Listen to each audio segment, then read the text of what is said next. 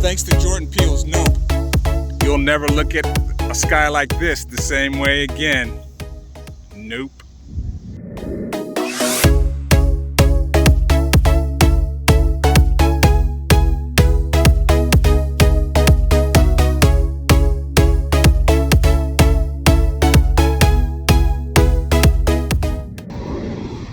We're back. It's your movie review, man.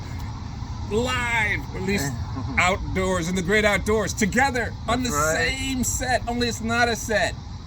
It's at a restaurant. The way it was intended to be. Claude, I've said this before with you, Claude. People always say that you should go to dinner and a movie. We don't believe in that in any way. You should go to the movie and then talk about the movie over dinner. That's the way I feel. Yeah, and that's exactly what we're doing now. Because if you eat dinner and then the movie, I usually fall asleep during the movie. Yes, he does. In fact, Claude, tell us more about eating before a movie. Well, we're going to talk about the movie Nope. I went to, I saw it in the morning, had breakfast before, and as much as I really liked the movie, I did fall asleep for about 5 minutes, and it's not because I was bored, it was just because of, you know, I had waffles, so.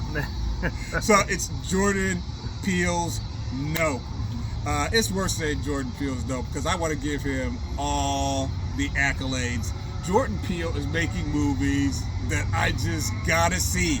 And so if you saw our quick take review on this, and we do a quick take review that's spoiler free, that tells you everything you need to know about it to decide whether you should jump up and run out and see it, or decide you're not going to see it at all, and you watch our extended review where we spoil it, and we're going to spoil this one in our extended review, right, yeah, Claude? I think so. Yeah. It's a thriller. We generally don't do spoilers, but it's a thriller, and to really tell you about how much we enjoy this film, we're going to have to reveal some things. So, fair warning, watch our quick review for no spoilers. This is the spoiled review for Nope by Jordan Peele. Claude? You want to tee it up? Okay. Oh yeah. I can that's tee it right. up. Okay. You can. All right. Well, you know what? Why don't you tee it up? Yeah. Go ahead.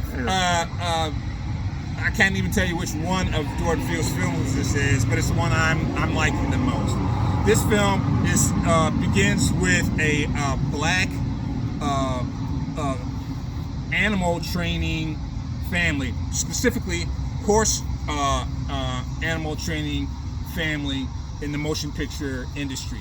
And it is so smart that it's a film about people who are in the film industry, but it just keeps getting smarter, as you'll hear in our review, because they go further on that they're not just film people, but it's so media savvy, this entire film, and the characters are in it.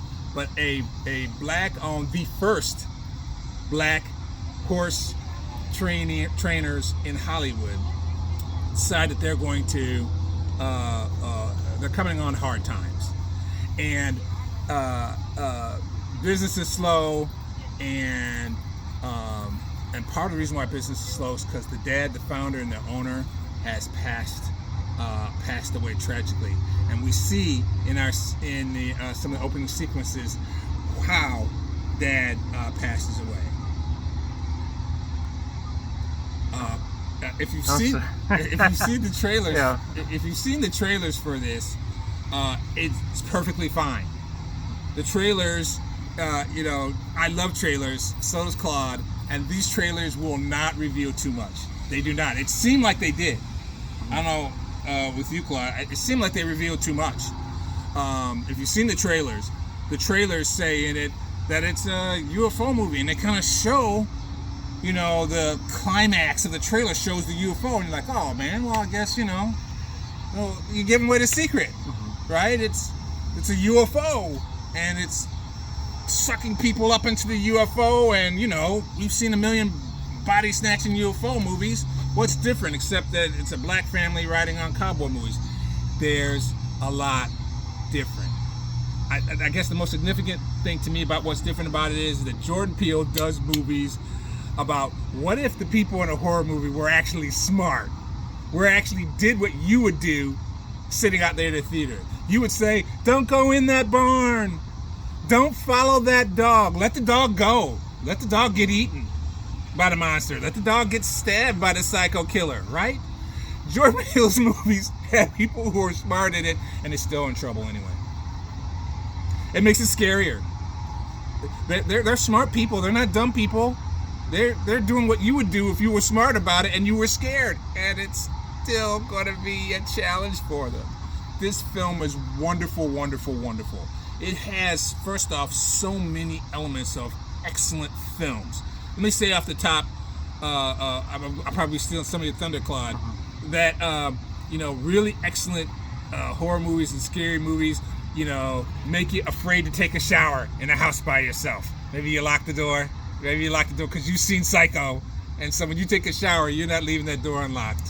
When you're taking a shower, you're not. And after Jaws came out, some people were afraid to swim in a pond or a lake. Sharks are salt water fish. There are no sharks in ponds or lakes, ladies and gentlemen. But the movie was that good that made people scared. Jordan Peele is going to make you be afraid to go out on a cloudy day. If it's slightly overcast, Jordan Peele is going to make you afraid to go outside on an overcast day. It's that good. Yeah, there were a lot of things that I liked about the movie. First of all, yeah, they build up this idea. They play with everyone's expectations because you're definitely expecting a UFO story. A UFO story, and the way they handle it is that it's just masterful because it is a wonderful setup. But then again, it's more than you expect. Story is really well plotted because although he puts in a lot of interesting set pieces throughout the movie, and as we said in the mini review, all of them pay off in a massive way. Yes. And it also plays around, I guess, in a way. I guess it sort of plays around again with in a way. Our society in a way is somehow addicted to not necessarily addicted to fame, but are usually finding ways to monetize fame. And it completely, actually from the very beginning, it just it's just clues that are planted everywhere. And it becomes a driving force in the film. So in horror movies in the past, it's always teenage love and sex. Let's go off into this cabin in a haunted house in the middle of the woods because we're sneaking away teenagers and we're going to have sex. And that motivation is the reason why you're going to get killed by the psycho murdering killer. This film pulls on, again, current today, relevant things of the day of people wanting to be instant famous. Get some type of big money-making shot or money-making moment, but also off of media. But everything that happens is sort of tied into this. We mentioned for the fact that the father dies under mysterious circumstances, and even that is a play. When you find out. Why are we giving away the spoilers? Here come the spoilers. Yeah, it's what's interesting is that the family's history is tied to the Edward Muybridge, the Edward Muybridge film, which was basically a series of 12 shots. It was a series of 12 cameras that were set up when the horse was supposed to run, and basically the images. I guess the purpose was to see sort of like the movement of the horse, and I guess the bet was that there are going to be certain moments when none of the hooves are on the ground, but it sort of became the basis for the first motion picture. But in a way, it was actually the first motion picture, the first what do we call it? First bullet time. Mm-hmm. Yeah, bullet time. That's right. It was the first bullet time because it can't. Yeah, because of the way that it was set up. Well, so imagine, so what's really cool is that, it was not so much cool, but, as you know, the story, there's part of the story has to deal with the UFO. So there's an encounter that happens where the father is killed while he's on a horse, and when the son is at the hospital, we see the MRI and we see that the father is basically impaled by a nickel. Now, a nickel is, in a way, in my opinion, I think it's sort of a play on the whole idea of a Nickelodeon machine, where people would put in a nickel or they would put in a penny. They would see a strip, and one of the strips probably would have been the Muy Bridge of the horse going through, the motion of the bridge of the movement. But the fact that you have the father who is a cowboy, and the nickel went into him through his eye,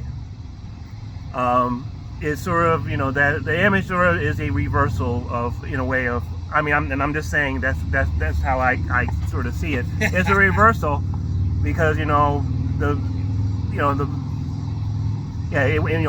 you put, again, I'm sorry, I know I'm over-explaining it. Instead of the nickel in the slot of Nickelodeon to watch this first horse film, you have the nickel blast through this dude's head. Yeah. And through his eye. Yeah. Through his eye. So Jordan, if we unpack this perfectly, please come on the show.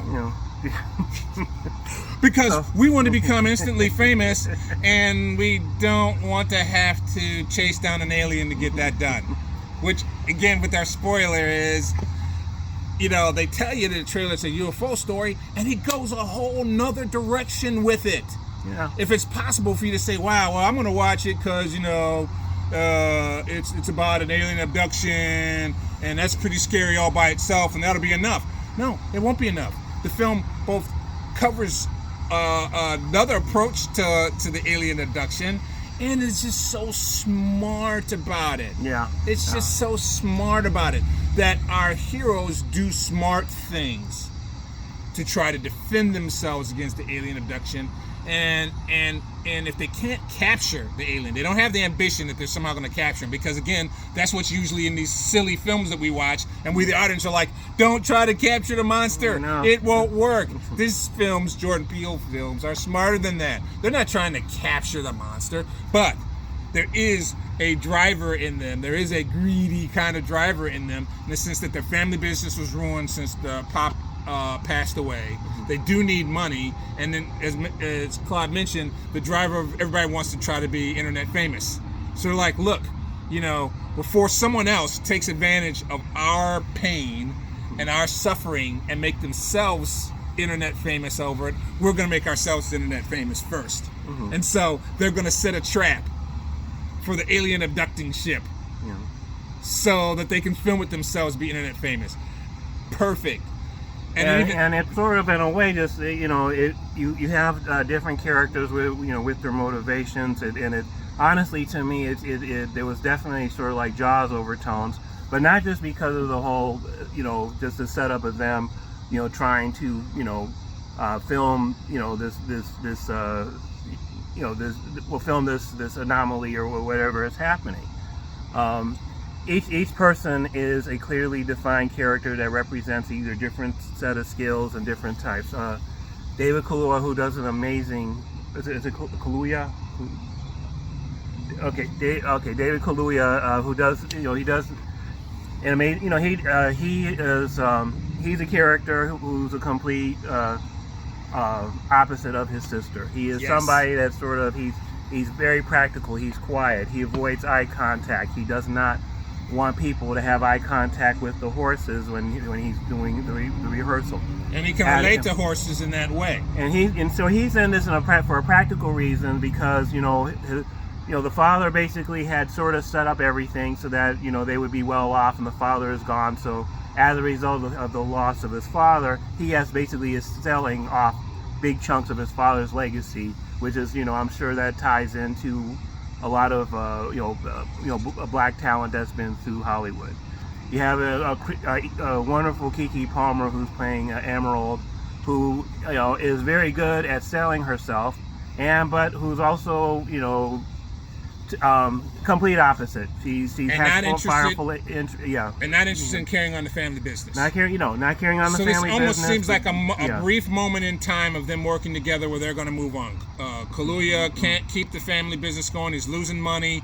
So in his mind, he's selling off the horses, but he's trying to negotiate, can I buy them back later? Mm-hmm. Can it be a loaner? Let me loan the horses off till something happens that breaks our way so that I don't have to give up the family business.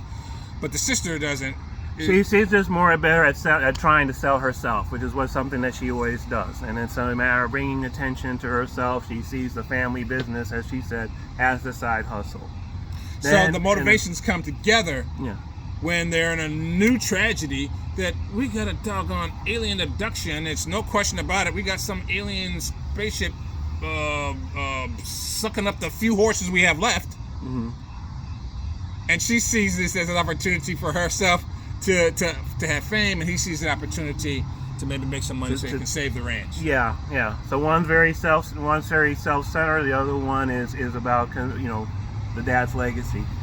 Then you have, I would say, it's like they've taken. I'm not saying that he took these characters from Jaws, but you can definitely see the certain similarities. Like we have two types of camera people. We have one person who's working at a sort of like a Best Buy type of a store, who's all hip up in terms of the modern electronic stuff. And then you have somebody who into alien conspiracy. Alien conspiracy. Alien conspiracy is a part of the world, and so that's what draws him in. But then you also have a cameraman, a well-known cameraman that they know from the studio, and he is definitely more sort of like the old school type. So you definitely see some really cool archetypes. Each person is there for a particular reason, and they are working together as a group. And you have and I'm again not saying that he's by any means copying. It's like he definitely sees the fun in the situation.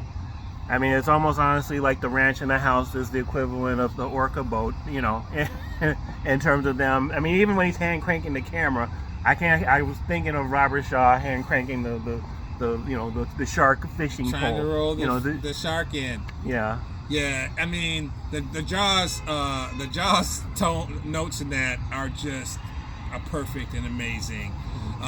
So it makes it a thriller, not a horror movie. So Jeff enjoyed this film for the thriller part. Claude likes thriller and horror, and they give you a subtext story too that is a horror piece, right? A subplot that has you kind of that opens with it, and it carries through to a certain extent to give you basically other spooky people in our storyline, right? They give us a character who's got like really a spooky background. You're like, why isn't this guy more messed up in the head? Now that part I have some curiosity behind. Oh yeah. No, we're talking about he was a character in The Walking Dead. Not the character, but the actor was in The Walking Dead. But yeah, no, he had just, and honestly, it was just amazing because we come to find out that he's had like, I guess, a number of scary moments. He was a child actor who was basically in a very short-lived show that was plagued by a tragedy. That had an animal attack on it. It had animal attack, and it was really it was really interesting about the hints you're given about the show that he was on. It was a typical sort of like late 80s, 90s show where you would have sort of like a white family either adopting or having either kids of color, or you would have some being or some type of animal inside the house with them, and so you had a bunch of those. I mean, you definitely sort of had. You had Alf. You had most of anything that had a talking dog show. Yeah. So let me set this up. Is that this character that is brought into the show is a person who's running a local amusement park, a ranch amusement park. So they have relations with him since they are animal trainers who are hard on their luck. They're used to doing animal training for Hollywood, but business is bad. So they find themselves selling off their horses one at a time to the local amusement park, ranch amusement park show being run by this child star, now washed up child star, right? And he's very optimistic for a person that should be emotionally traumatized, and the fact that his career ended because of this tragedy that happened on his second show. He had one popular show, and in his second show that he was going to do that was going to make it big, they had an animal attack, and the animal was a chimpanzee. Yeah. And I think that's just, just in terms of the kind of show, I think that has multiple layers, just like every little thing that is, else that's in this movie. But what is also interesting, another thing is that his character was sort of bookmarked by tragedies. Now, there was a part of the show where there was an animal attack, and so that ended that career. But then he comes up with a new career where one of his horses escaped and apparently disappeared under the mysterious circumstances with this flying this flying saucer-like thing that's happening. But he didn't explain it to our hero Kaluuya at first. No. Right? He's been keeping this a secret, so we're still back on people trying to make themselves or monetize. Mm-hmm. People trying to monetize their tragedy before someone else puts their tragedy in the media and makes money off of it first. So since this guy already had his career, his child career, as well as mine, probably emotionally scarred by the fact that he was on a sitcom that had an animal attack by the main character, and they canceled the show, ended his career.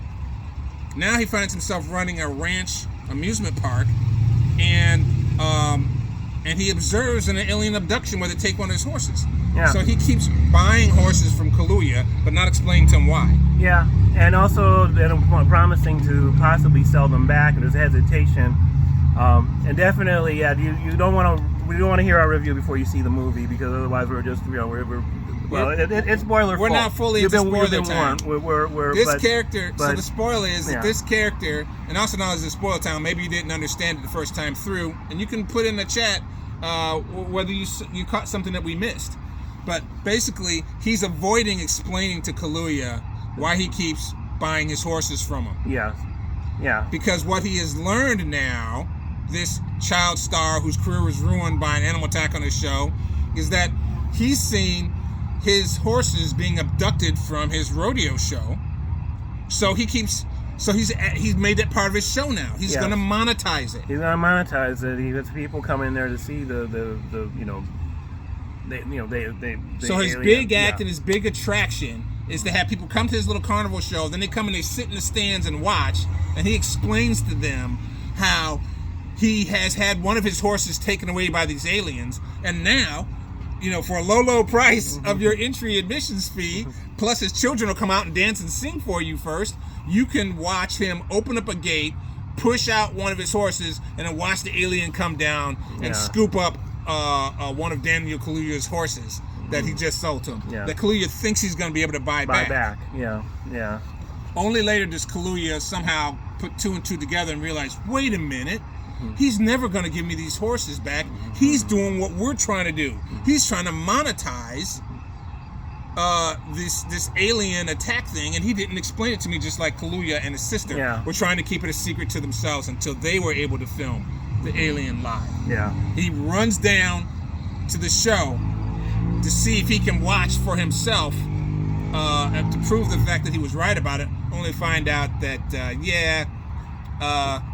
much like he said he was going to get the horse. He said he was going to get the horse back. So part of me is thinking he already knew something was happening. There was something, something in the milk wasn't clean. So correct. That's so. But when he got down there, he came to realize that just like tiger training in Las Vegas, which they actually refer to. Yes. Yeah. Which they refer to in the show, just like tiger training in Vegas. Eventually, the tiger trainers can get bit in the head, and that happens here. The showrunner thought he could just do one more episode of push the horse out there and the alien would scoop it up, and he made the mistake of looking the alien in the eye,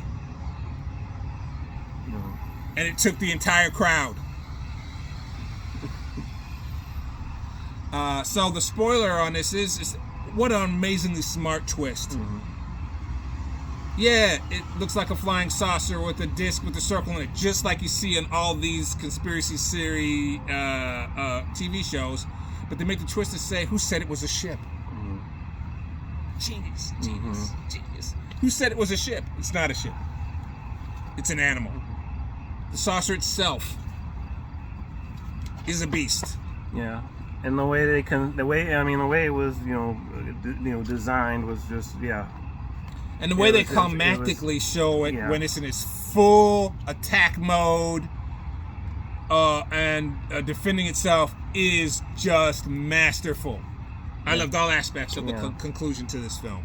And there's a lot, just a logic in terms of how they they dealt with the situation, how they problem solved, how they figure out how they're going to deal with it. It, just in terms of movies, it definitely made sense, and it just the whole thing just worked. I mean, and it just.